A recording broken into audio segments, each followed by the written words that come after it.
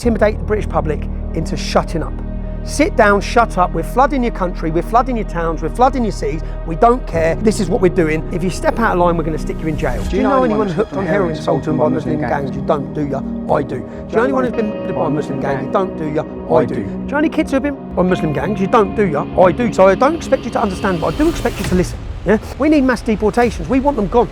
They're not asylum seekers, they've gone through 16 safe countries, and it's not going to work.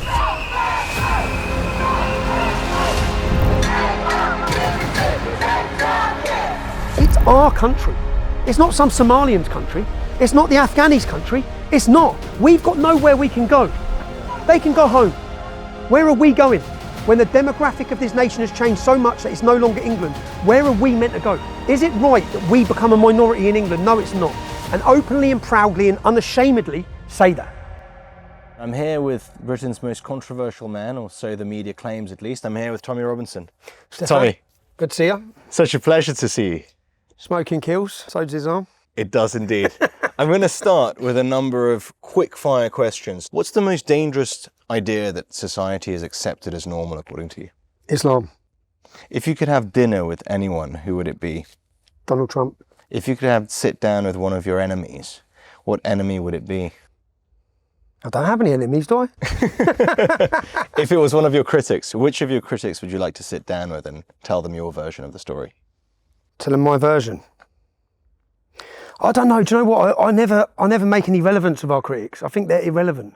So all the opposition to us, they're totally irrelevant in what we need to do. I always try to say to our supporters, ignore the left, ignore the communists, ignore them.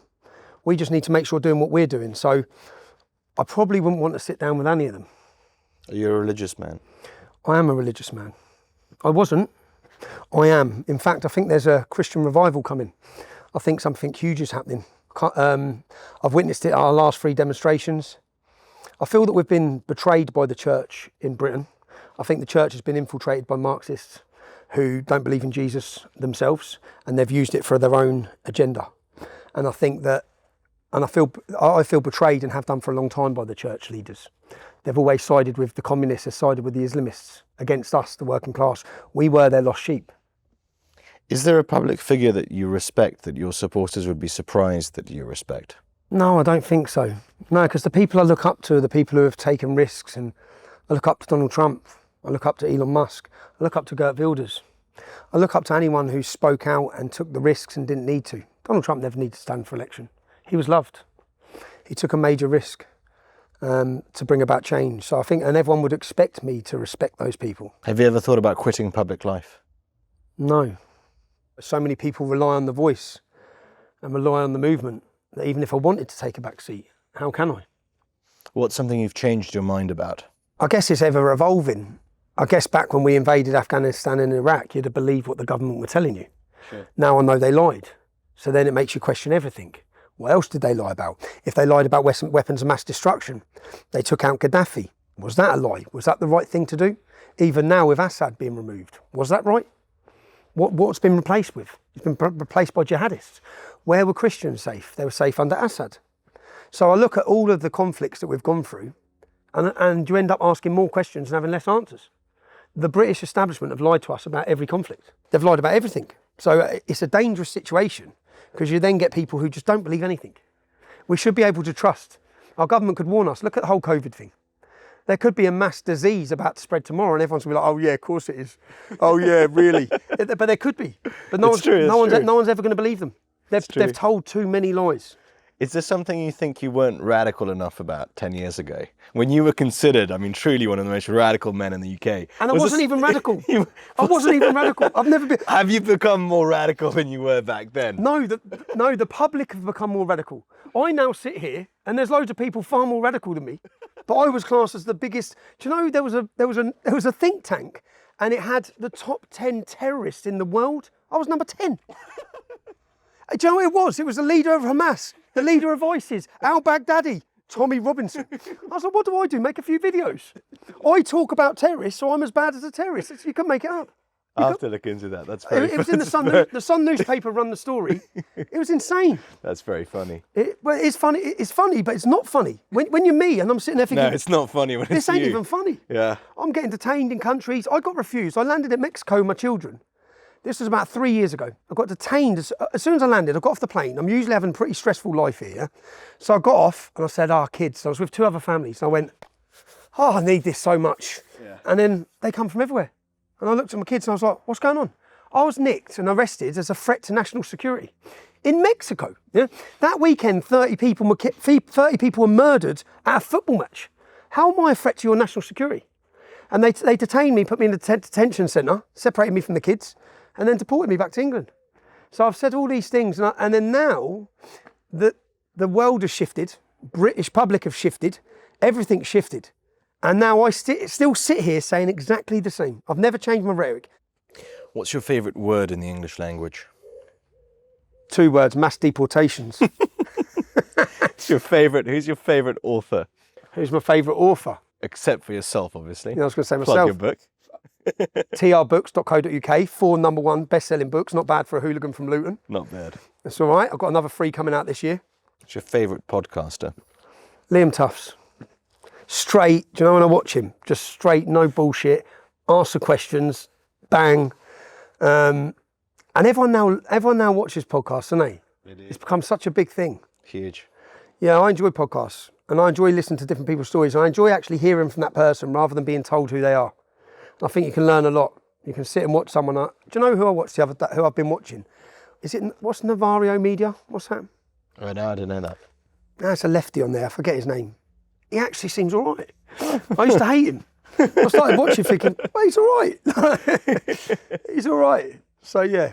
Who's your favourite historical figure? What historical figure in British history do you look up to most? Churchill. Because if you look at his life, he wasn't perfect. He was a bit of a mess.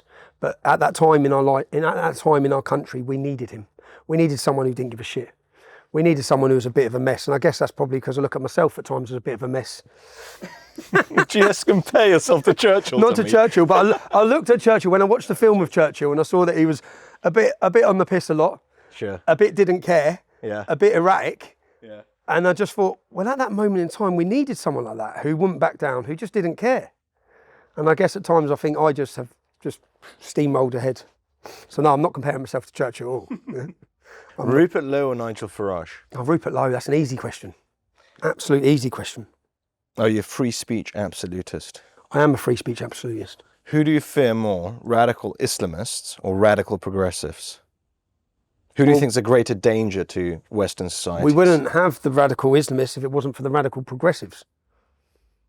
What's the most honest media outlet? Which media outlet has been most honest about you over the last few years? Oh, Visigrad24. Thanks, Stefan, thank you so much. 100%. No, none of them. None of them. Because even now, even like GB News, which is meant to be the People's Channel, you're not even allowed to mention my name. They still have a rule you can't mention my name. And I know that because all of the presenters have asked to have me on. And they're like, they've gone mad. They've gone absolutely mad. We can't mention you. I think you're meant to be the free speech channel. Do you know what I mean? They have radical Islamists on. You can't make it up, can you? No, it's insane. They have jihadists on. They have left-wing extremists on, communists on, blatant racists on. It's like they still have me as some bogeyman. I don't know why. Who's the most disingenuous journalist in mainstream media? The most disingenuous, if you had to name a name. John Sweeney from Panorama. I ended him. What are you most proud of in your life? My children. I guess I'm proud of how my children they haven't had it easy. It's become a lot easier in the sense of public perception, but at their height of their school years, they were outcast by so many. There'd be 30 kids in a class, they'd invite 29 to a party, and my son probably wouldn't understand why. And then they'd invite, all the other kids would be getting invited around other kids' houses and things like that, and that he never did. And I think it seemed like he had a harder ride than the girls, probably because he looked like me. So I think that the way the kids have dealt with it, and then I've been in prison, I've been away from home for too long, I've had so many prison sentences. I guess I'm proud of how they've handled it, and they've gone through a lot that they should never have gone through. My son was in a car when I was violently attacked. My 3 children were sat there when someone come over saying they're going to stick holes in me and stab me. They've had to see things that children just shouldn't have to see, and the sort of things I'd want to protect them from.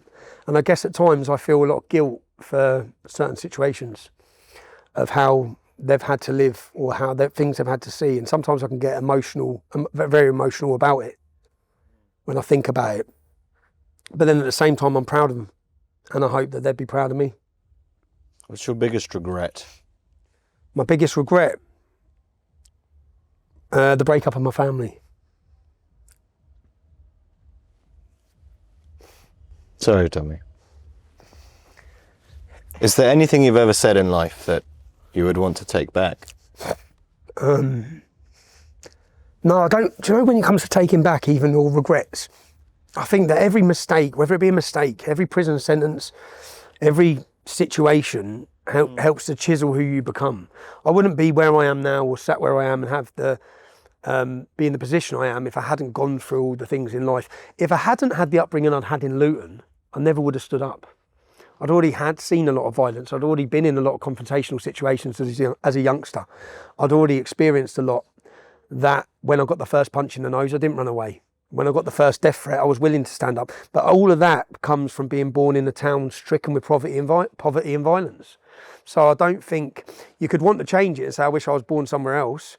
But I think being born in Luton made me the man I am. And I think going through the things I've gone through has put me in the position I am now and developed the character I have now. So I don't have any regrets.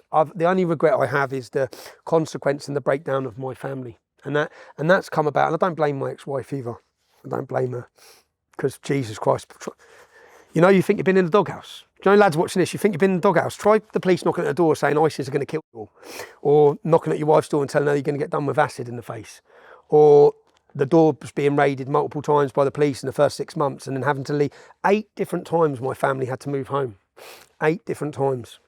So I regret the atmosphere of the country, and this is why I get upset as well, or get annoyed, because so many people who now speak in the language I spoke, they're now saying exactly what I was said.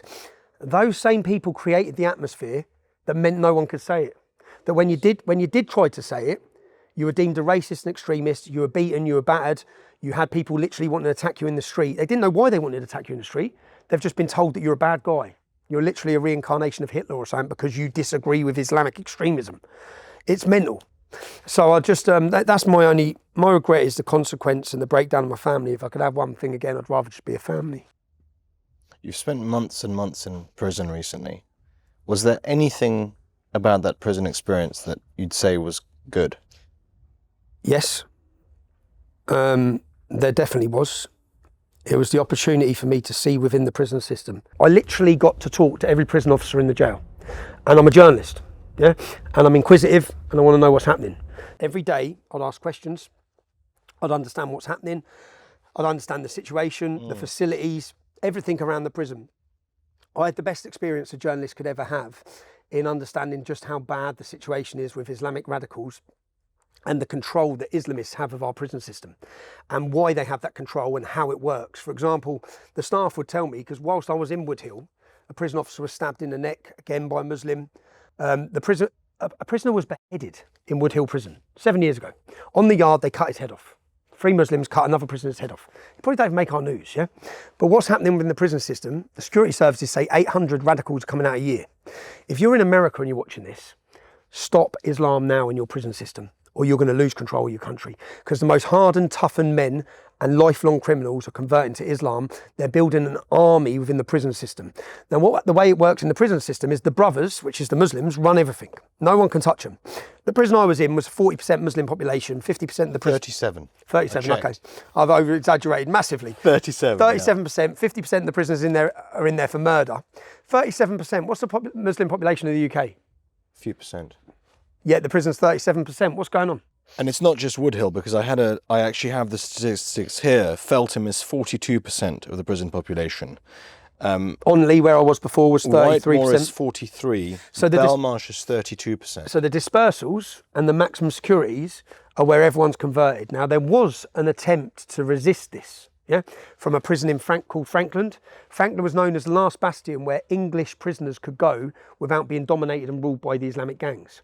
And there was a resistance formed called the Piranha Gang. And it was set up of English prisoners who tried to fight against the Islamic takeover of the jail. Those English prisoners are currently stuck in basements of prisons.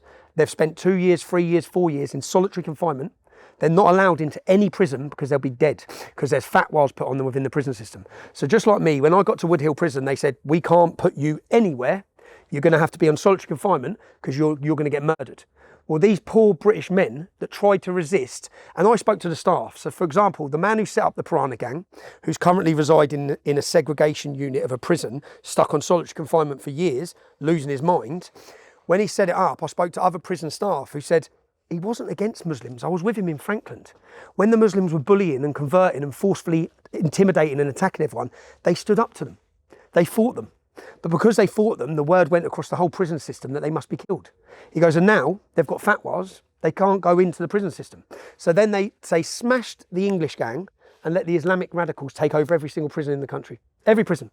And what happens, which is what all the prison, I was interviewing the staff about it, they said, if we stood up to the Muslim brothers in the prison, but if we went and arrested him and raided his cell, they just put a hit on us.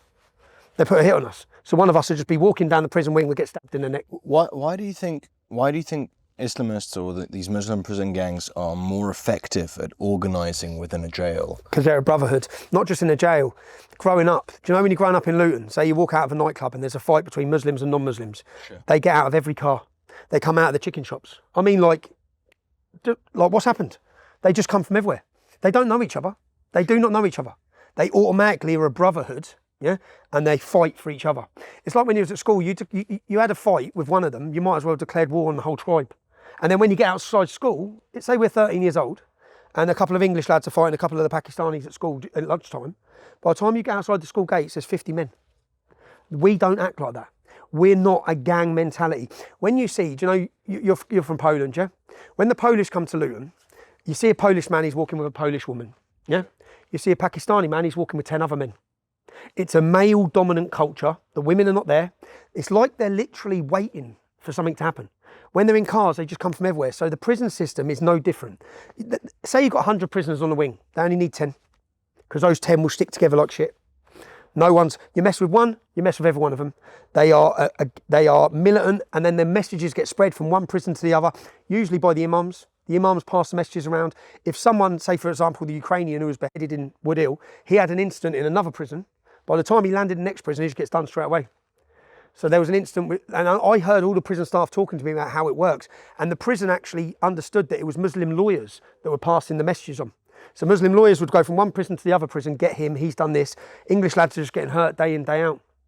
Day in, day out, everywhere. There's no resistance anymore to them. No one can fight them. There's too many of them. If prisoners had the music on, they're getting beat up. You can't put the music on when it comes to Friday prayers, when it comes to anything. Like basically they're Sharia compliant wings now.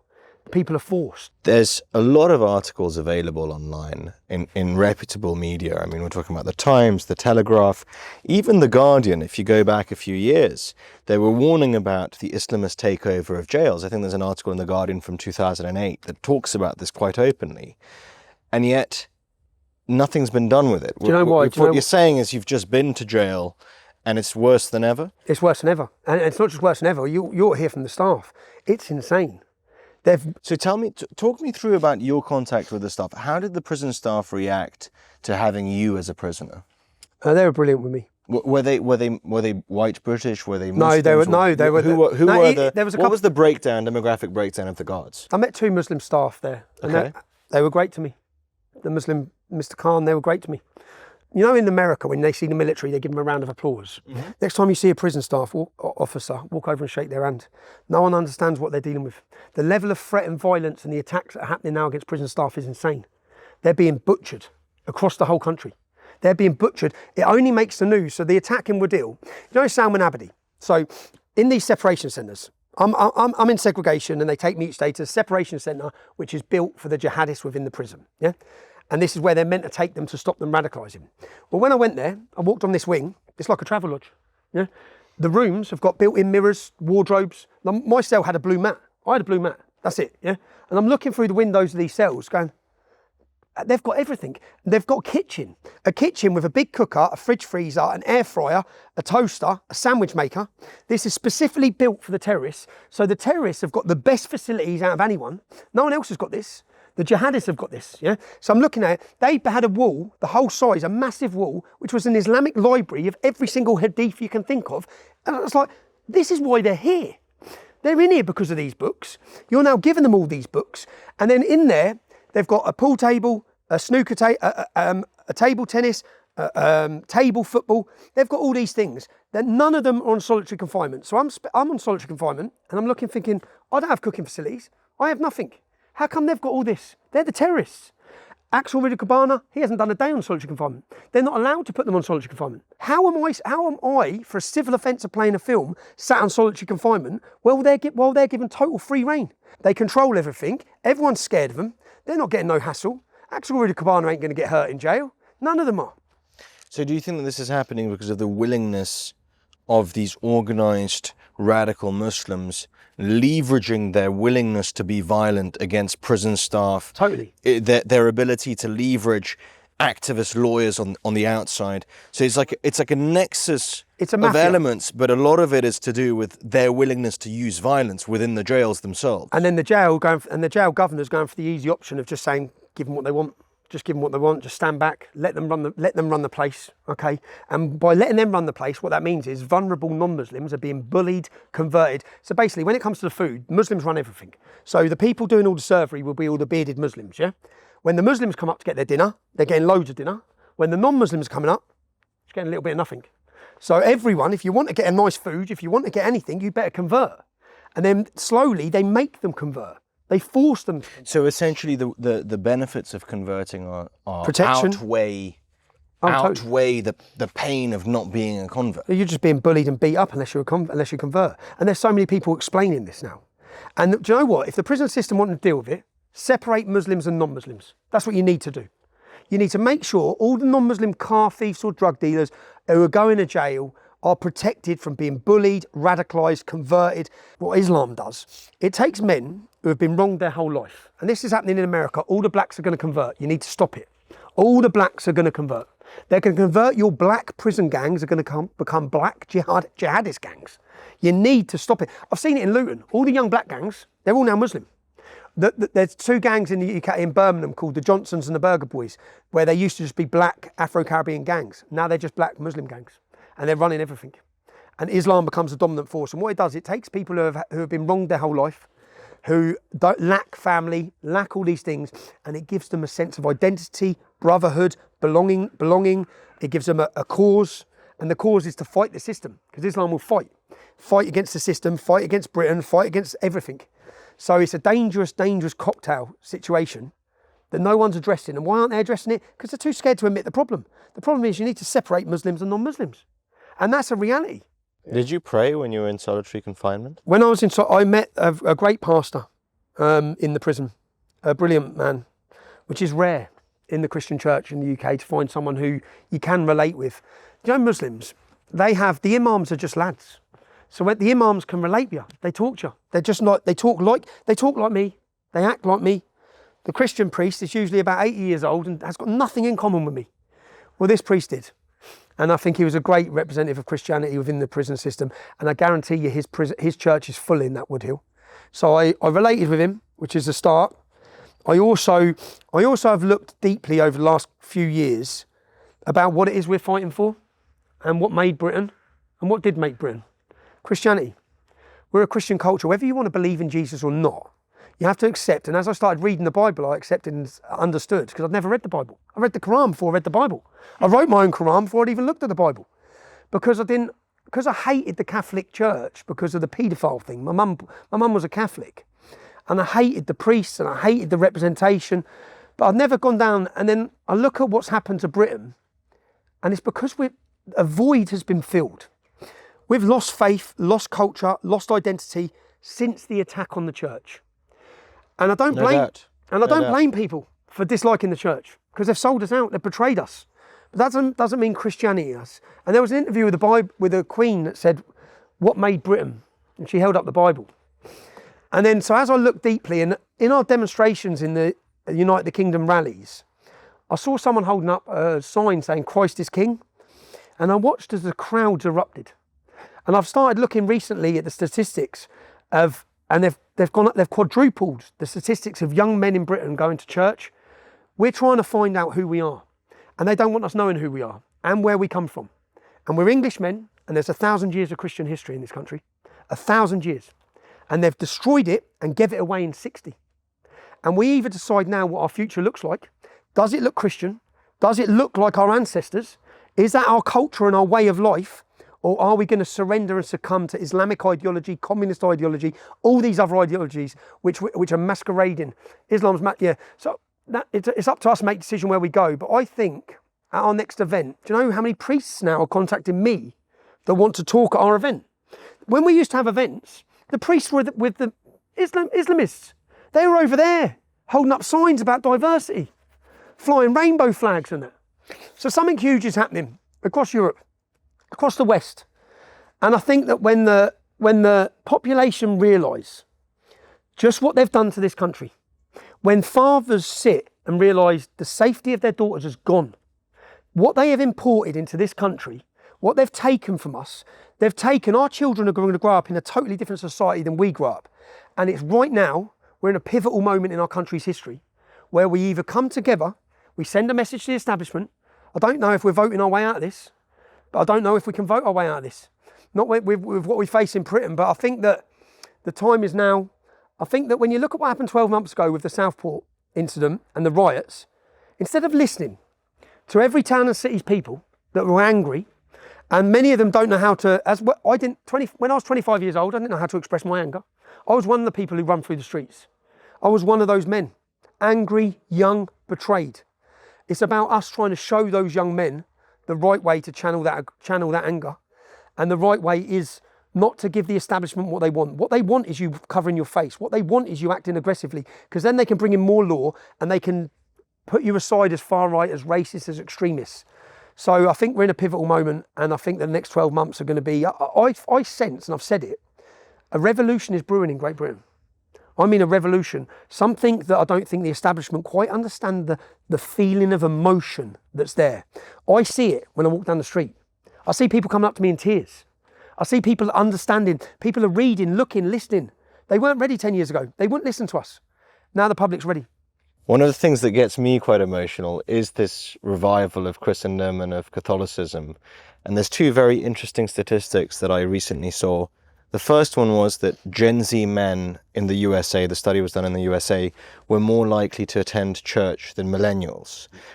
So you have this kind of, when you look at the graph, it goes, the boomer generation and then Generation X and then declines. Suddenly there's this incredible uptick. It's not huge yet, but there's an uptick. There's more young men going to church than there were before. So there is a revival. And the other incredible statistic that I saw, and I believe it was on a US data set as well, is that men below the age of 25 were more right-wing than men above the age of 75, which I thought was such an interesting kind of thing of like, the people living with the consequences of the decisions that these men took 50 years ago are now absolutely rejecting it and have turned much more conservative. And this leads me on to very neatly onto the next section that I kind of wanted to cover with you. This is almost the 1-year anniversary of the Southport riots. And the media blamed you. You were one of the people who was named as allegedly one of the leaders. The EDL was also mentioned as one of the organisations. I mean, it's been defunct for what? But there has to be an investigation into this. So basically, when the riots kicked off over Southport, all local people in Southport, all angry, all frustrated, all knew the government were lying, all knew that they were hiding something, yeah? Everyone knew that. No one trusts them, no one believes them. They've created that atmosphere. Now, Keir Starmer had an option. He either accepts that the British public are angry in every town and city, or he blames someone else.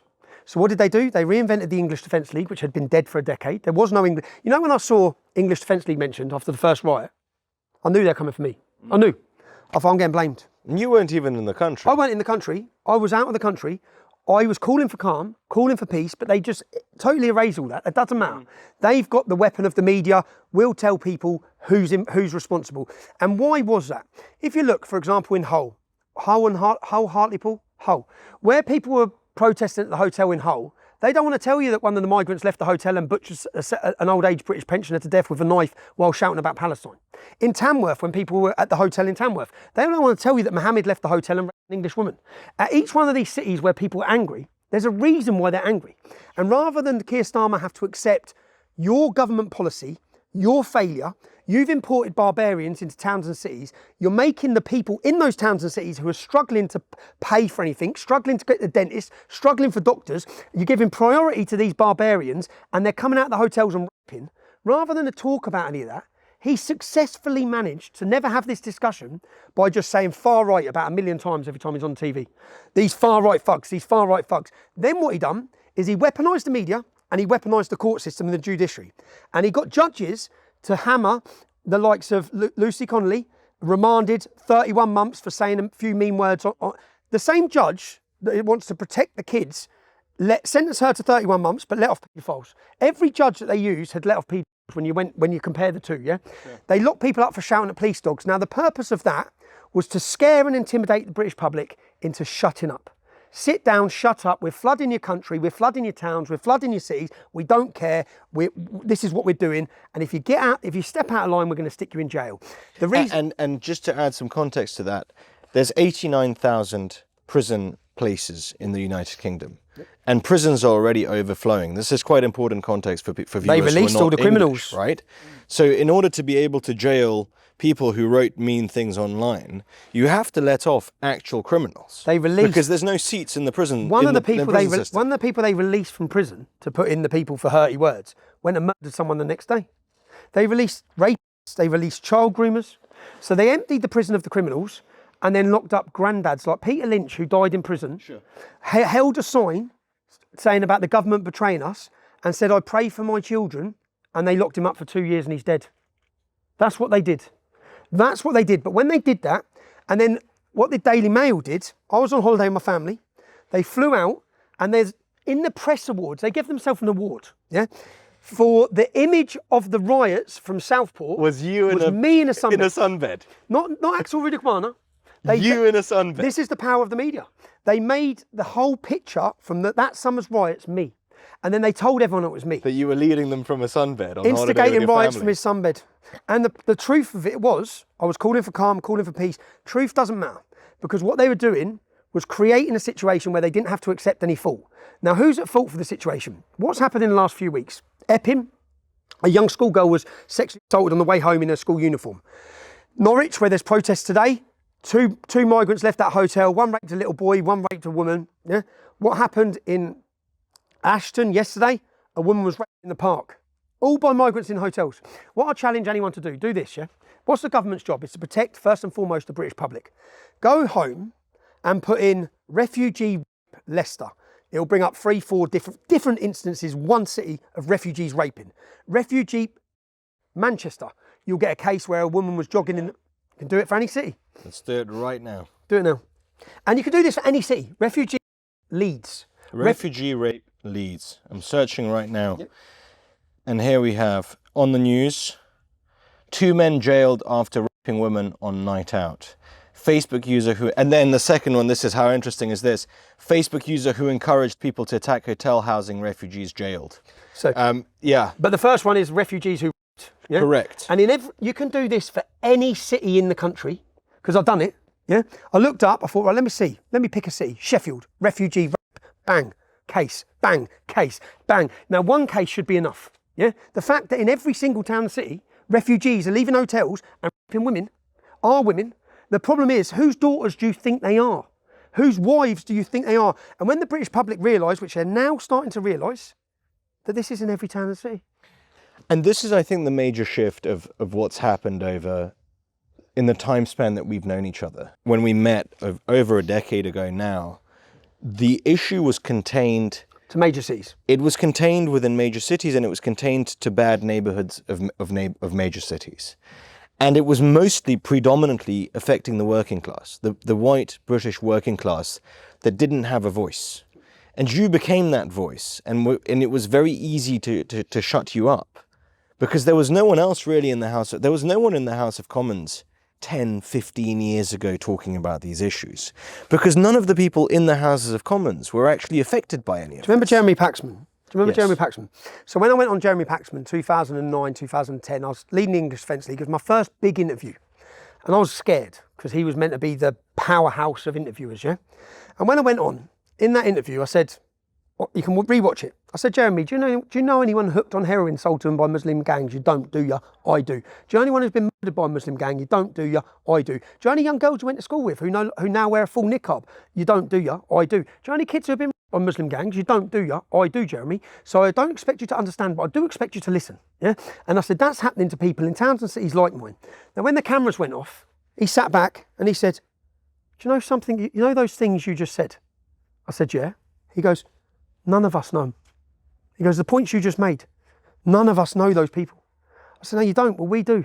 That's our towns and cities. And what's accelerated is that used to be confined to Luton, yes, Birmingham, Bradford, all working class places. Yeah. Now with the migrant invasion and the hotels that they're filling in villages all over the whole country, those same people who didn't understand it, they now feel the fear that we feel. They're now worried about their daughters the way we worry about our daughters. No one can escape this now. And now, because of social media, because the media didn't report on this, we know there was conspiracy of silence from all the media outlets to do with the grooming scandal, hiding it, not just hiding it, but being used as a weapon to attack anyone who spoke about it. Yeah. Well, now we're the media. Yeah. We don't need the Sun newspaper. We don't need the Daily Fail. We don't need any of these medias. Yeah. We are the media. What's the most encouraging thing right now is on the street at these protests. Did you see Epping last week? Yeah. Epping protests where the peaceful community of Epping, mums, nans, sisters, daughters, had come together to say enough is enough.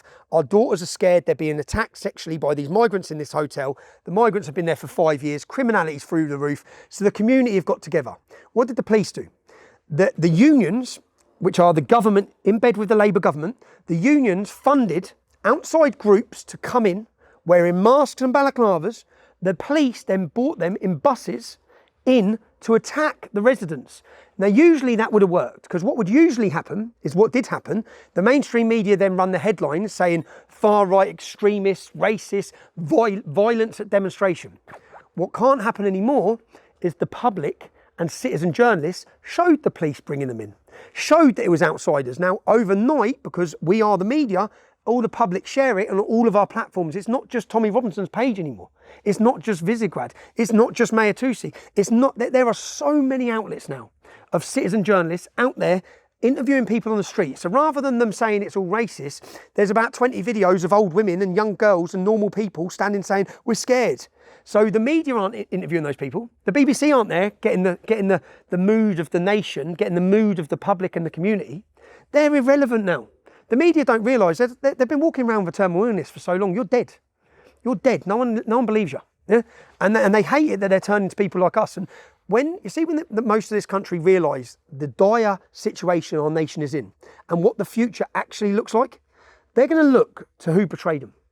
They're going to look to the BBC. They're going to look to the Labour Party. They're going to look to Conservatives, and they're going to be furious. Yeah? And then they're going to look to who told them the truth. And that doesn't mean we're perfect, because I'm far from perfect. Yeah, and I've made lots of mistakes. I'm from Luton Town. I've never claimed to be perfect, but we told you the truth. We through all of the hell, and when I say we, do you know how many people there were like me? You know, everyone gets to know my story. We're sitting here now telling my story. How many different people are there that tried to speak up? How many whistleblowers were there in councils that were silenced, lost their jobs, scared, intimidated? How many more Sammy Woodhouses are there? I can't believe Sammy Woodhouse stood up and told her story the way she did. I can't believe she fearlessly stood up as a survivor of those gangs, got them sent to jail, and all the threats and violence and all those things stayed living in the same area. I look and think, how did she do that? I know what those gangs are like. But how many more Sammy Woodhouses are there that didn't get to that position because they were beaten down and scared? I know from dealing with the grooming survivors in Telford, all of them faced houses being smashed up. Police didn't help them. So how many more people are there? And what's brewing now is the perfect atmosphere for a political and cultural revolution. Now that's where Christianity comes in. People are searching for something, and a void has been filled by Islam. It's a void because we lost faith, we lost identity, and we lost our own respect in ourselves. And this is why I bring up Southport, and it's interesting because the crackdown that happened that you explained afterwards, including the two-tier justice system, hitting down on people who spoke out, wanting to silence them. 1 year after that, we have the situation with the migrant hotels. Could you explain the migrant hotels to people who aren't from the UK, people who aren't familiar with the topic? Can you explain roughly what the situation is? I'll explain. When these riots were going on last year, after Southport, what the media... So Southport was the murder by Axel Rudabakana, the son of a Rwandan alleged refugee. Who had under his pillow at the time the Al-Qaeda manual, yeah? But then they said it was nothing to do with terrorism. He had ricin, but they didn't tell us that. They kept that all a secret. And then they spoke about misinformation when they were the ones propagating. Axel Rudabakana murdered several small girls. Murdered and butchered lots of young children in the city of Southport or the town of Southport. And when that happened, the public were angry because they knew they were being lied to. They went out in the streets across the country. It spread. But what the media never showed you was that in all those towns and cities, hundreds of Muslims screaming Allah Akbar were violently beating white people and non-Muslims in every town and city. And this was completely ignored by the media. The only place you could see this was really on X. The only place you could see the Muslim gangs was on X. If it wasn't for X and citizen journalism and all of our accounts, no one would even know this happened. There was a documentary on this week on Channel 4 about the riots. It didn't show one single image of all the Muslims kicking, violently beating. It showed British people throwing stones at windows, but it didn't show all the British people getting their heads jumped on by the Muslim gangs. It didn't show the true reflection of what was happening. Now we fast forward 12 months. Now I went to jail on the 26th of October. There was a demonstration on the 26th of October, which I knew I didn't want to hold a demonstration. Yeah, I was out of the country. I watched what the government done. I watched them try and install fear in everyone, thinking we're successfully shut everyone up here. Yeah, and they did, because people stopped protesting. People were terrified of being sentenced. They saw the sentences, the jail sentences being handed out. No one wanted to write anything on X anymore, or on Facebook, or on social media in general. So then we announced in response to that, which I was laughing at the time, saying, "You think you shut us up, yeah?" 26th of October, the biggest gathering of patriots the country's ever seen. And I hoped that people would turn up. I wasn't sure, because I understood how scared people were. But I thought, we need to now show the public you can have your freedom of speech, you can still protest, and we have to do it peacefully. And if you are sentenced, if you are put into jail for writing mean things online, people will speak up for you. I think that, unfortunately, I remember speaking to family members saying, I know this is going to be no consolation to you. Your husband's in jail. Your husband's a martyr. He's a martyr for free speech. Yeah. Unfortunately, your husband had to go to jail. I had to go to jail. Lucy Connolly doesn't realise it now. Unfortunately, darling, and her family watching, she had to go to jail, because that imprisonment has been part of the mass awakening, which is now priming this nation for a proper revolution. And if she didn't go to jail and people didn't see the injustice and feel the injustice, it might take another 10 years. So all of these bad things that happened, me, solitary confinement for 7 months, had to happen. People had to see it. People have to understand. We needed Keir Starmer to get elected. We need to see what it's like living under the Labour government. You all need to see what they're going to do with your money, bankrupt you, betray you. They don't care about you. People needed to see that. Yeah. So although it's bad, all of these things have been part of the situation that had to happen. So then the best thing is, currently, they think they were installing fear. They think they were scaring everyone. On the 13th of September, they're going to witness the biggest fuck you to the establishment this country's ever seen. They're going to see people come in numbers that we could never have dreamed of. Yeah? We're going to lock down the whole of our capital city with people who are going to be there to celebrate their identity and their culture. They have wanted to break us and make sure we're not united. We're going to unite like they've never seen on the 13th of September, and we're going to do it our way. And when I say our way, we're not going to riot. There's not going to be no face coverings. There's going to be no balaclavas. There's going to be smiles, children, celebration, and a togetherness that will strike the biggest fear into that British establishment. And they will realise that, and I want the world to see, because the world is going to be watching September 13th in central London, and they're going to realise that Britain is awake. And they weren't awake. 5 years ago, this would be unthinkable. Yeah, we're going to show you how awake they are. And it's not just, and I have a lot of thank yous to say. Do you know when I sat down with Jordan Peterson, it was thanks to his wife, Tammy Peterson. I sat down and done an interview with him, which was a big risk for him to sit down with his credibility and sit down and talk to me. I was a risk for everyone, yeah? And to sit down and talk to me. And when I spoke to him afterwards, they expected a big backlash. He said, I got no backlash. I just got people that I was very surprised ringing me saying, we agree with him. We agree with him. So the dam has burst. The bubble's burst. It's out of the bag. They can't put it back in anymore. Their labels, racist, far right, no one cares. But go back to the migrant hotels. The migrant hotels. Southport a year ago. Today we have the migrant hotels. So the government. What are them for viewers who aren't from the UK? What are the migrant? Every day, hundreds and hundreds of unvetted men are arriving from Somalia, Afghanistan, Pakistan, Eritrea. They're being ferried in boats. Our government could stop this like that if they wanted to. There's no will to stop it. They don't want to stop it. It's all happening. Yeah, Trump stopped in America overnight. They do not want to stop it. They're lying, they're bringing them in, and then when they bring them in, everyone's struggling, can't get a dentist appointment, can't get a doctor's appointment. They then ferry them to big 4 or 5-star hotels. Everyone's struggling to feed them, taking the heating allowance away from the old age pensioners. These lot are in 4-star hotels, having 3 meals a day, living the life of Riley. That's what's happening, and people can see it. And that would be bad enough. There's no women, there's no children, they're all fighting age men. Their culture is alien to ours, their view of women. When we look at it, say you go to Afghanistan, yeah? 99% of Muslims in Afghanistan want Sharia law. What do you think? That when you bring them here, they just leave that fort at the border? Of course. You know what I mean? Oh, they're here now, they're all liberal. They're going to integrate and assimilate. No, they're not. Yeah, that's not going to happen. You see, British statistics, we had 2/3 of British Muslims said they would not report on another Muslim who was going to join ISIS. That's 2/3. 23% of British Muslims want the implementation of Sharia law in the UK. That's nearly 1 million Muslims that need to leave. They need to go. It's not going to work. The time of I said we walked on eggshells for years. Well, no need to walk on eggshells now. We're not at that point anymore. The British public are ready. We need mass deportations. We want them gone. They're not asylum seekers. They've gone through 16 safe countries. And it's not going to work. We know it's not going to work by looking at Luton, looking at Bradford, looking at Birmingham, Islamic ghetto after Islamic ghetto after Islamic ghetto. No assimilation, no integration. And you keep the borders open still. You keep bringing them in. One murder should have been enough. The fact that women are being butchered and in every town and city across our country, and you continue to keep bringing them in. And whilst you're bringing them in, we're meant to pay for it. The British public are meant to pay for it. So these hotels, do you know the government, Keir Starmer's solution to this is, we're going to get them out of the hotels. How are they getting them out of the hotels? They give them your houses. We're getting them out of the hotels and put them next door to you, in your housing estate. So say like we just drove by Luton, yeah? There's massive new estates. Yeah. They used to be 30% social housing. They're now 45%. Their plan to solve the migrant crisis in the hotels is to take them out of the hotels and put them next door to you. And while they're going next door to you and you buy a lovely house and work hard all your life, they're going to stick these migrants who don't speak a word of English next door to you to be leering at your missus and kids. You've been talking about revolution. What do you mean by that? What does it mean? What does a revolution mean to you? I'm not talking about violent revolution.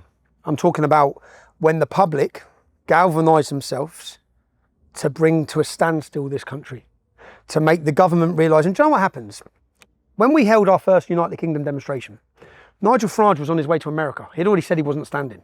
When he saw 30 to 40,000 Brits, which is an unseen sight, because they don't take to the streets. The only time I've seen that was in 2003. I was a young child, I was about 10. 1 million people stood out and went out into the streets against the Iraq War. Yeah, but that wasn't a nationalist sort of patriotic sort of thing either. But no, it wasn't. But it was. That was the one thing where the public said very loudly they didn't want war. But they still went with it, didn't they? But when you looked at that gave Nigel Farage the courage, because he didn't have it, to then say, I'm standing now, yeah? Reform have excelled. They've excelled because the atmosphere of the nation. But you see, if we bring 500,000 people or 1 million people out on the 30th of September, do you know how many members of parliament will all of a sudden find courage? Because they're all finding courage now, aren't they? Everyone's finding courage now. Everyone's finding courage. I look and listen to Robert Jenrick and think, well, you weren't saying that 5 years ago, yeah? I'm very happy that many conservative politicians are refinding themselves and finding the courage and are going conservative again, yeah? But none of them were, right? None of them. So why are they doing it now? Because we are giving them the confidence as a public to do that. When they see 1 million people on the streets, do you know how many more of them will come out speaking? Because they're all cowards, they just jump ship. They all ride the wave. But they ride a wave that other people created. That's what frustrates me sometimes. And that's not me having a go at Robert Jenrick, because I think Robert Jenrick's doing very well. And he's very good at social media. I'm interviewing him tomorrow. I'm looking forward to finding out about his social media strategy. He's very good. Doing his interviews the way he does them, the way he talks and walks, it's connecting with the public in a way that politicians haven't. Yeah? Correct. I look at Rupert Lowe. I listen to Ben Habib. Have you ever sat down with Ben Habib? No. I think Ben's great. I sat and listened to him, and I think I go back through what he historically said. And he was saying these things before. Many people weren't saying these things before. Yeah? So I look and listen, and I think that, so when I'm talking about revolution, I'll talk about the public being awake. And it's not just about being awake, but it's about unifying them.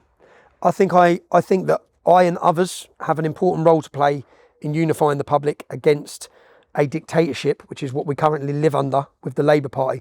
And I think the most important thing for us to do is send Keir Starmer and his comrades a message that we ain't backing down. Prison doesn't matter. Attacks doesn't matter. Going to lock us up, are you? Doesn't matter. Did it work locking me up the other month? Did it work for you? We've got a louder voice than we've ever had. More people listening to us than ever. So come and get us. You know what I mean? Come and get us. And that's an important message to sound. It doesn't mean we're not scared. It doesn't mean we're not worried. Yeah. But it's an important message to send to the public saying, now is the time to open your voice. Now is the time to speak your mind. You see, I've always said, when the bubble bursts, they've had this entire country scared and they've had the public whispering. Yeah. Once that bubble bursts, they're not going to be whispering, they're going to be screaming from the rooftops in every town and city.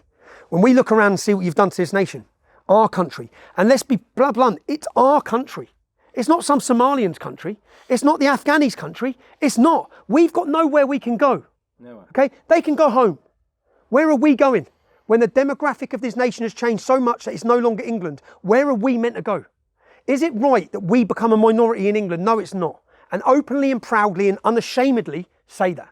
This is Britain, England is a majority white nation and it must stay that way. That's not racist. That's not racist at all. Just like saying Nigeria must stay majority Nigerian and black. If it was being demographically replaced by white people, it'd be pretty much fair to say that that's wrong. Now it's wrong. It must be addressed. What people need to understand is the demographical change to this country ain't coming from black Christians, ain't coming from Sikhs, ain't coming from Hindus. It's coming from Islam. And Islam is incompatible with Western democracy and freedom. And this is nothing new. The European Court of Human Rights established this in 2007. It's incompatible. Sharia is incompatible. Take Sharia out of Islam, there's nothing left. What's interesting also about the numbers that have been coming, when Enoch Powell made his famous Rivers of Blood. It's about 40,000, wasn't he? He was talking, I think, about 50,000. 1.2 million come last year. I think it was 50,000 a year that Enoch was warning about, saying it would end in rivers of blood. I think it was Carl Benjamin who made a rather astute observation. He asked a few years ago, how many stabbings does it take to create a river?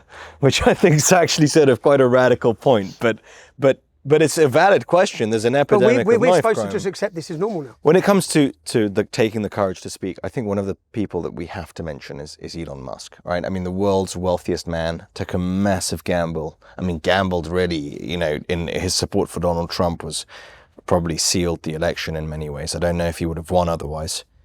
And freeing the bird, as he says, about X. And Elon Musk shared our entire previous interview. The last time we spoke, the entire interview was uploaded by Musk to X. My son told me 36 million views. Yeah, and you were in jail at the time. And I look good in it and all. Yeah. No. And I was crouching down to make you look taller. But Elon Musk has been a pretty vocal supporter of yours. Without Elon Musk, without the purchasing of X, remember, I was in total censorship. But that didn't mean I was in total censorship. It meant the total British audience and public were in censorship. No one was able to have free discussion or see the reality of things on the streets, watch or understand different opinions. We were completely controlled up until Elon Musk bought X. He buys X, I'm in Spain, I get given my channel back, I'm shocked. That was the gloves are off, let's fight. For me, the gloves are off, it's time to go. And I think that, I'm incredibly grateful. It's the same with Donald Trump. Elon Musk didn't have to buy X. And he didn't have to jump 2 feet into the free speech war. Yeah. He didn't have to give us free speech. He could have continued to be the most successful, richest man in the world and no one wanted to kill him and hate him. Now he's made himself a polarising figure to the enemies of freedom. But to the people who love freedom, I've said before when I was watching last year, I don't think Elon Musk will be remembered for sending things up into space. He'll be remembered for saving free speech. He'll be remembered in history as being the most important person in the battle for free speech and free ideas the world has seen. Because without him, big tech had total control. Without him, Donald Trump probably wouldn't be elected. Yeah. Without him, how many of us would even be sitting watching this discussion? The shift on free speech, I've now got my YouTube channel back. That wouldn't have happened without Elon Musk stepping in. None of this would have happened. So I'm incredibly personally grateful. As I sat in jail and found out that he'd shared our discussion, my film had been shared, I felt a massive sense of accomplishment in the fact that I knew I was going to break myself going to jail. I knew I've come out now, I'm not in the best place. I haven't been in the best place. I've been struggling a lot I knew I was putting myself in that position, but the minute that he shared it, I knew it was all worth it. I knew the risk was worth it. It was a big risk. So I couldn't be more grateful to the man for what he has not just done for me, but you know what was most important was when he started highlighting the rape of Britain and he started highlighting the sexual abuse scandal. That was the most important thing, because I knew then what it meant to those survivors who have been voiceless. We tried to give them a voice, but we were censored. Elon Musk overnight done more for the cause and the help of British children being raped than we've been able to do in 15 years. We've worked every day for 15 years to try and bring this to the world's attention. He done it like that.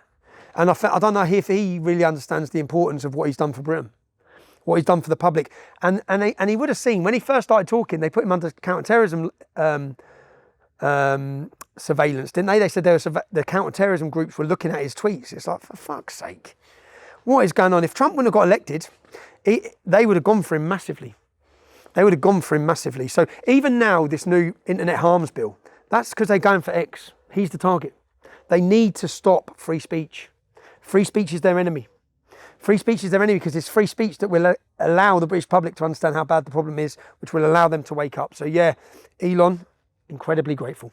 And what's interesting about Elon is also that all it took was one man in Silicon Valley, one man in tech, and suddenly a number of other prominent figures in the tech world found the courage again. It's like what's happening now. Speak. So it's sort of it comes in waves. Courage is contagious. Tommy, one of the things that has been polarizing about you is Israel. I wanted to ask you about, there's a shift on the right, which used to be, on one hand, the right used to be sort of, Israel didn't want to deal with anyone on the right in Europe. The Israelis were not particularly interested in engaging with anyone on the right. And that suddenly changed with the mass influx with the rise of a Muslim voting bloc. So, for example, in France, you have Jean-Luc Mélenchon, who leads essentially the hard socialist party, 20% of the vote. Most of those are Maghrebis, Muslims. You see the same thing in the UK with Jeremy Corbyn, whose party is propped up. We've seen the rise of four Gaza independents, Adnan Hussein being perhaps the most famous of those. We see voting blocs in Germany. So we suddenly have the left, which was traditionally very, very pro-Israel, has distanced themselves from Israel because they are reliant on significant minorities of Muslims, European Muslims, who are very, very anti-Israeli. You've had a pro-Israel stance for as long as I've known you. Since the first day. So it's nothing like, people are like, oh, Mossad. It's like, oh, fuck it, really? Do you know why they say I'm Mossad? Because when I went to Israel, I bought a Mossad t-shirt from the souvenir shop. When I went to New York, I bought a New York Police Department bloody t-shirt. I weren't in the New York Police Department, lads. And that's a bit stupid of me if I was Mossad to be wearing a Mossad t-shirt, wouldn't it? But I don't really care. Yeah? And I'll tell you why I don't care. Okay. Because I look at myself, if I was an Israeli and if I was Jewish, and I look at the history of what happened to Jews, and then I look at the argument from the left and from the Muslims, and I think, where do you want them to go? Historically, it's their land anyway. Shut up. There's no argument about it. Yeah? It's historically Israel is Jewish land. Yeah? But there's 55 Islamic nations. Why can't they have one? And how many of the Islamic nations are taking in the Palestinians? Egypt's got a wall twice as big as Donald Trump's. Oh, yeah. How many are Saudi taking in? Qatar. None of them want to take them in. And then I look at the argument of the Israeli and Jewish issue, yeah? Mein Kampf, Hitler's book, is 7% Jew hatred. The Quran is 11%. If we get rid of the Israel land dispute, do the Islamists and the radicals hate the Jews or not? Yes, they do. But where are the Jews meant to go? Where do you want them to go? If they can't go to Israel, where are they meant to go? What would I do if I was Israel? And I look at the previous wars, the 6-day war, the 7-day war. I look at that and I see that the Islamic leaders of the Islamic nations surrounding them actually said, we're taking your women and we're taking your children as slaves. We're taking them as war booty. So they've been in this position where if they're not strong, they're wiped off the face of the map. Their daughters are being raped. So what do you want them to do? You're fighting. Do people even understand who Hamas are? Hamas are ISIS. They are ISIS. The Hamas, and I try and draw this comparison to people in England to understand. England, Scotland, on the border. Scotland elect a government, because this is what the Palestinians done with a majority population. There was two different parties, both were terrorist groups, but they elected Hamas. And on Hamas, in their manifesto, it says the final day of judgment does not come until every Jew is dead. Not every Zionist, every Jew. So imagine Scotland elected a government that says the final day of judgment does not come until every Englishman is dead. And then that government with funding coming from other jihadist scumbag shitholes, that government used their money to then fire rockets every day at our families in England. What would we be doing? What would we be saying to our government? Go and get them, bomb them. And then they come over the border and they rape and pillage 1,400 people. And they're all cheering about it. And then not just they're cheering about it, but in every Western liberal democracy in the whole world, Iranian proxy armies are waving flags and celebrating it as well. So I look at all of that and I just think, if they were successful and they obliterated Israel, do you really think they're stopping at Israel? You don't see that they're coming straight for Europe? Hamas said on the October 8th, the day after October 7th, Israel's not our target. Rome, London. Okay? People need to understand, I understand the mindset of the jihadists. I understand the Islamic mindset. So I get it. Yeah? Most people don't. Most people don't. And not just they don't, they're so thick. So we've seen massive protests. But I haven't had no money off Mossad. So if they want to give me money, and I get so much shit for it anyway. Most of my shit comes from FNATs, comes from the far right, and all of it is that and I see some of the comments and I just think, Jesus, he works for Israel. I don't work for Israel. Oh, Israel first. No, England first. Yeah, England will always be first for me. England is first. Britain is first. But I do sympathise with the situation Israel in. They're a liberal democracy surrounded by totalitarian Islamic Sharia-driven shitholes. People like you have talked about this strange alliance between the radical left and Islamists. And I think the only explanation, the only sensible one is it's a sort of marriage of convenience. The radical left and the Islamists want to see the Western world fall. So they're united. That's the one thing that they agree on. What did they do in Lebanon? What did they do in Iran? Exactly the same. They come together to overthrow the status quo because the Marxists want to break down the whole system. Who can they align with to do it? And not just that, they all hate the Jews. No, it's not just that. It's not just about convenience. The left hate the Jews. The middle class hate the Jews. Yeah, not the working class in the UK. Go to a working class estate. Yeah, we don't hate Jews, but the education system and what's infiltrated the education system. Like the prison system can't deal with Islam in jail. Well, the universities can't deal with Islam in universities. They should just shut down the Islamic Society. But the Islamic Society, usually funded by Qatar or Iran, is promoting and propaganda against Jews, against Israel. Israel are losing this war. Yeah, not the war in Israel. They're losing the war of the minds of Western countries because the populations are being targeted with proxy war coming with massive funding. And do you know what they're now doing, which people don't even see, is Qatar used to fund £750 million. Qatar would fund this country. They'd fund mosques. They funded all the segregation and separation in Paris and in these Islamic ghettos was funded by Qatar. But they would fund all these things. And the way to convert and Islamise Europe used to be through mosques and dawah centres and conversions. Now it's through influencers. So a lot of the influencers you'll see on the right, whether it be Sneeko, you know Sneeko? Of course. You know he's gay, yeah? No, I didn't know that. Okay, so there's an interview of Sneeko and he's sitting doing an interview and he says, he says, when I was about 17, 18, I weren't sure if I was gay or not.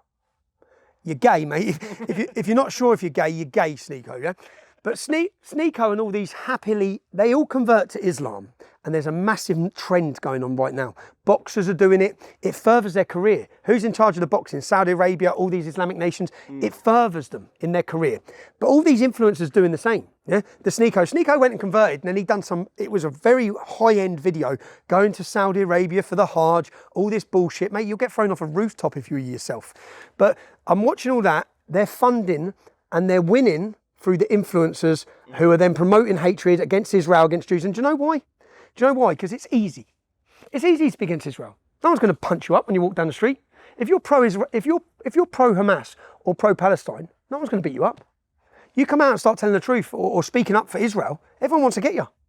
It's a difficult position, and I don't expect most cowards to take that position. I just tell the truth, and I don't really care. And that doesn't mean Israel's perfect at all. Far from it. Yeah. But when the American government were dropping bombs and invading every country, yeah, I didn't blame every American person. I accepted that Biden was a piece of shit who was a puppet for many other warmongering groups. I accept that there's problems within Israel, as there's problems within Britain. That doesn't mean you have to hate every Jew. Yeah, the majority of Jews I know are great people, and they love Britain. Any of the Jews I know in Britain are great. You want them all to leave, take all the money with them as well. Leave us with loads of bloody Somalis. Great choice. I tell you what, get all the highly educated Jews to leave, and we'll import a load more fucking medieval people from the backward societies. No. So I do get a lot of backlash for speaking up on behalf of Israel. I've been to Israel. I funded, I don't know if you saw, when I went to Israel, I paid young Arabs, Muslims, and I paid them to take me to a Fatah-controlled refugee camp in Bethlehem. So I went there, I risked my life. I could have got killed. If they'd have known who I was, I'd be dead. Yeah, and I went in and spent a day in a refugee camp. And when I spent that day in, I wanted to see from their perspective. The gentleman who took me around was a 4th generation refugee. And as he took me around, he said, Tommy, he didn't know who I was, but he said, my children will be 5th generation, their children will be 6th generation, and theirs will be 7th generation. We're never getting out of here. The reason being, we in Palestine, from Free Palestine, have had 2 times as much money than Germany had after the World War. And we all still live in squalor. Because the money doesn't go to us, it goes to war. And we'll forever be kept like this to benefit, because they bring European politicians in. Do you know why I left that camp, that refugee camp? I wanted to give them money. I'm one of the most strongest advocates against Hamas and against Palestinian Authority, and I wanted to give them money. It works. And I said to my mate Dean, because a lad I went to school with, black lad I went to school with, I said, bruv, I'll do anything to get my kids out of poverty, and I'll do anything for giving my kids a good future. And what that gentleman told me in that camp was that the Palestinian, I said, who oppresses you? And I expected him to say Israel, yeah? And he said, the Palestinian Authority. I said, what do you mean? He said, well, the Palestinian Authority pay anyone here. If you go and kill an Israeli, so then I said to him, so if someone leaves this camp and murders a Jew in Israel, he said, no, an Israeli. It doesn't matter if it's a Jew or not, yeah? I was like, okay. So someone leaves here and murders an Israeli, they get money for the rest of their life from the Palestinian Authority. Pay to slay, it's called pay to slay. It's a monthly stipend. And it's I was real. Yeah. No, and then I looked up the Palestinian Authority, and I looked, it's our money. It's British taxpayers' money. So I thought, we're paying tax to pay people from this refugee camp to go out. And then I viewed, hold on, everything I thought I knew. So some of these people are just simply mercenaries. Maybe they don't even believe in Islam. Maybe this isn't jihad. Maybe they're just killing to get their family out of this shithole. Yeah. But I thought a lot. And then when I went to the Golan Heights when I was there. And I stood on the Golan Heights, and bombs were going off in Syria at the time. 2015, was it? I can't remember. Bombs are going off. And I said to some Muslim lad, because every Muslim I met, I wanted to ask them what they thought. And I said to a Muslim lad, how happy are you living in Israel? And he said, what do you mean? I said, well, how difficult is it for you as a Muslim? He looked at me like I was an idiot. He said, I pray 5 times a day, mate. Yeah? Because I've got everything I want here. He said, where do you think I want to be over there? He pointed to where the bombs are going off. Because Israel's okay. And I didn't realise that there's 20% are Muslim, living happily. And as we went through, there's about 1,000 young Arabs, and they're doing camel racing. I spoke about this earlier, around go. There's about 1,000 young, and I've got a T-shirt that says, I love Israel. Yeah? And I say, pull the car over, stop the car. We're going over there, yeah? And as we're walking over there, I see lads with Kalashnikovs, machine guns. And I'm thinking, what's going to happen? I've got an I love Israel T-shirt on, yeah? I'm about to bloody eyelid. And I've walked into them all, and I'm saying, all right, lads, Trump had just got elected, so it was 2016. Yeah. Trump had just got elected. I said, what do you think of Donald Trump? And they said, America needs strong man. This is all these Muslims, yeah. I'm thinking everything I thought because I knew. The Muslim world generally respects strong leaders. Muslim men generally respect. Do you know when I walk through Luton, I have some of their main gangsters coming over, and they put their hand out, and he goes, Tommy, and he shakes my hand like that. He goes, I don't like you, but I respect you. He said, you stand up for what you believe in, yeah? The only language Islam understands, I learnt this growing up, is that. The only language the Muslim gangs understand is, we're not bothered by you. If you show them one bit of weakness, they will bully and run all over you. Yeah? I learned that as a kid. You can't do it. You can't show them weakness. So, but what I realised when I was in Israel, everything I thought I knew was the opposite. So then I come back from there, and then I have some blue-haired clown telling me about Free Palestine. And I'm just like, well, have you ever been there? Have you ever been and spoke to any of the refugees? Ever spoke to any Muslims who live in Israel, happily live in Israel? None of them. They think we hear about all this, what do they call it? A thingy state, Israel. An apartheid state. Well, tell the Muslim politician in Israel that it's an apartheid state. I didn't realise, so as I looked and learned a lot, so I think most people talk from they believe the bullshit and they look at Pallywood. I don't believe anything I watch. It's impossible to. It's impossible to. What I do believe and what I know is that Hamas belong in the 7th century. Yeah? And that mindset belongs in the 7th century. And Israel, when I went there, was a beautiful country, and they're not scared. And they have to be fearless. And if they don't fight, they'll be gone. They'll be gone. There'll be no Israel. There'll be no Jews. So that's where I stand on it. And I don't care how many people that upsets. No, I'm not being paid a shekel for it either. Yeah, I just don't give a shit. I speak my mind on any of my beliefs and always have. And I'm a friend to you see the Jews in Britain? You see when that started happening with Hamas? I think it was important that the British men stood up and said, we stand with you.